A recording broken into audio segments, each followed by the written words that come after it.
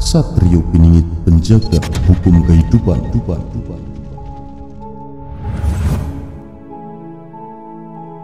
Satria atau Satrio adalah sosok manusia yang benar-benar menjaga hukum kehidupan, pantang berbuat kesalahan, pun jika telah bersalah pasti ditebusnya. Menjadi seorang Satrio haruslah bisa menjadi manusia yang bermanfaat bagi alam sekitarnya, tidak memandang apa sukunya, agamanya, adat istiadatnya, hanya mementingkan kebaikan untuk seluruh alam, bisa menjadi pandu bagi bumi pertiwi, tauladan bagi sesamanya. Dalam masa persiapan menjalankan tugasnya, ia mendapatkan pelajaran tentang kebijaksanaan dan hikmah kehidupan.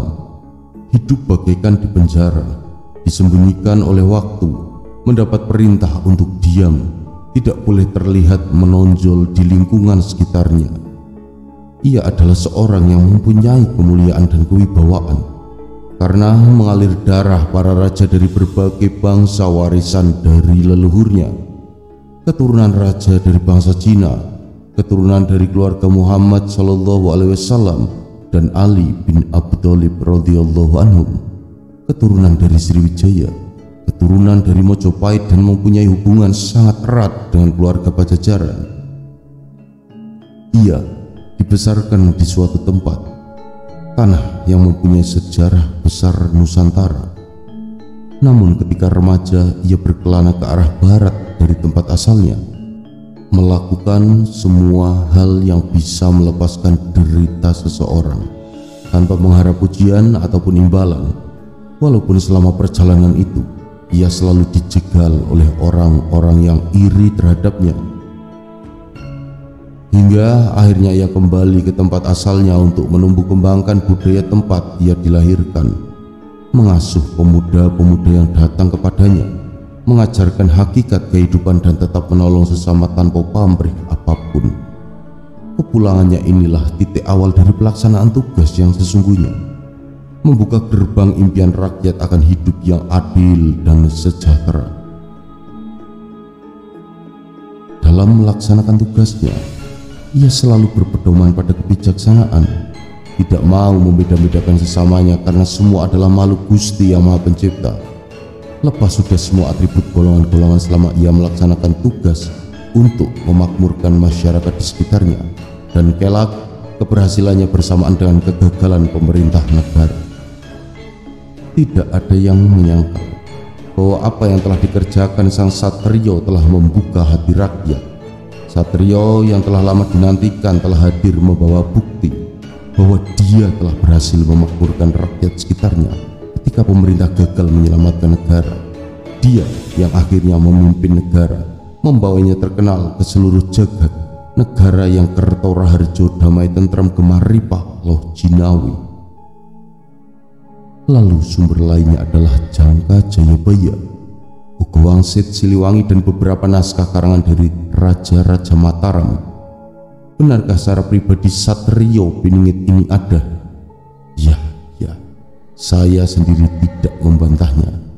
Suatu saat negeri ini pasti akan dipimpin oleh seorang yang benar-benar mempunyai sifat hembek utomo, adil, paramarta, lan berbudi bawaleksono. Kapankah masa itu akan datang? Tentu saja kita berharap masa itu segera tiba. Namun sebelumnya marilah kita urai sedikit-sedikit benang-benang ramalan itu satu persatu. Menurut pemikiran tim kami yang masih awam ini, Satrio Piningit bukanlah hanya mengacu pada sosok pribadi saja. Namun ini bisa diartikan gambaran sebuah zaman di mana spiritual akan mewarnai kehidupan negeri ini, bukan liberalisme, komunisme, ataupun kapitalisme, ataupun fanatisme agama. Dalam serat-serat kuno tersebut disebutkan mengenai kode-kode gaib yang akan menandai kemunculan zaman ini. Misalnya Bocah Angon, Trisula Triniji Suci, Gunung Merapi meletus, Sabda Balon, tumbal-tumbal berkasaan, dan lain sebagainya. Apakah kode-kode di atas akan kita terima mentah begitu saja? Tentu saja tidak. Kita harus jeli tentang bahasa seloka ini. Semua ini bahasa kiasan di mana sudah menjadi tradisi bagi orang Jawa dalam menyampaikan sesuatu kepada orang lain. Lalu apakah tafsir Satrio Piningit pada diri kita sendiri? Satrio Piningit adalah roh atau roh kita. Cobalah kita jujur pada diri kita sendiri. Bangsa ini telah berabad-abad dijajah secara fisik maupun pahamnya. Falsafah hidup, budaya, dan lain-lain sebagainya semuanya dijajah, di mana terutama pada zaman Orde Baru, nafsu angkara murka telah mengobrak-abrik negeri ini. Dan sampai detik ini sudah berapa persenkah penduduk negeri ini yang telah berusaha memberdayakan roh dalam hidupnya? Wah, tentu saja sangat sedikit. Terbukti masih banyaknya penyelewengan-penyelewengan yang dilakukan oleh pemimpin kita, baik itu kejahatan dalam birokrasi maupun kejahatan kemanusiaan. Juga dari yang lapisan bawah masih banyak terjadinya pembunuhan secara sadis, perampokan, pemerkosaan, dan lain-lain.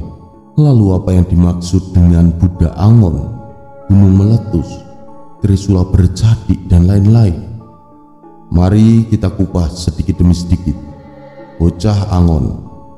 Sebenarnya kita di dunia ini adalah para penggembala, yaitu menggembalakan diri kita sendiri. Kita harus bertanggung jawab tentang pengembaraan diri kita di dunia ini. Kita harus bisa menggembalakan nafsu kita. Kita harus bisa menundukkan nafsu-nafsu yang buruk kemudian tunduk di bawah perintah sang ruh melalui pikiran yang telah jernih. Pada hakikatnya hidup ini adalah angon, atau menggembalakan tubuh ini, menggembalakan pikiran ini, menggembalakan nafsu ini, dan lain-lain. Lalu apakah yang dimaksud dengan gunung-gunung yang akan meletus? Gunung adalah simbol pola pikir atau alam pikir yang ada di kepala manusia. Gunung adalah bagian dari bumi yang paling tinggi atau luas. Pada manusia, bagian teratas adalah kepala yang di dalamnya terdapat sang otak yang akan melahirkan pikiran-pikiran atau ide-ide yang positif maupun negatif.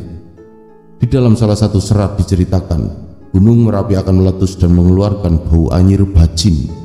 Ya, itulah simbol kekotoran pikiran. Menurut kacamata kami yang masih awam, akan segera ada kesadaran nasional di mana dogma, radikalisme, fanatisme yang mewarnai cara berpikir bangsa kita ini akan mengalami revolusi secara besar-besaran, dan tanda-tanda itu akan ditandai dengan sengkalan Korining Langit Binukoing Netro. Tahun ini menandai proses bergantinya tatanan zaman anyar, zaman yang baru. Lalu apakah kesadaran secara global itu tanda-tandanya sudah mulai tampak atau kelihatan?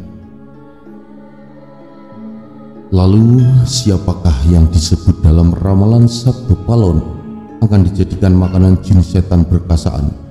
Tentu saja mereka-mereka yang dalam hidupnya hanya mementingkan hawa nafsune. Mereka akan termakan oleh setan yang ada di dalam dirinya sendiri. Karena memang kemunculan Satrio Piningit, alam akan berproses secara hebat. Untuk menuju zaman mulia, alam akan mengeluarkan dan menyingkirkan kekotorannya. Jadi jelas siapapun manusia yang tidak mau menyandarkan hidupnya kepada Sang Holik akan tergerus oleh zaman. Mereka akan tersingkir baik secara fisik ataupun fahamnya. Seyogianya sebagai manusia yang senantiasa mencari keutamaan hidup, mengupati keutamaan, kita tidak usah terlalu meributkan siapa yang akan tampil sebagai Satrio Piningit secara pribadi atau tokoh yang akan memimpin negeri ini. Marilah kita berjuang saja supaya bisa menjadi Satrio Piningit untuk diri kita sendiri, keluarga, dan lingkungan sekitar. Syukur-syukur bisa ikut menciptakan Satrio Piningit dari sekitar kita. Sekecil apapun andil kita untuk ikut mengembangkan kesadaran spiritual akan sangat berarti bagi perkembangan bangsa ini menuju Penuswantoro yang gemari Paloh Jinawi. Lantoto Titi Tentrem Kerto Raharjo. Matur sembah nuwun, mugi rahayu, sagung dumadi.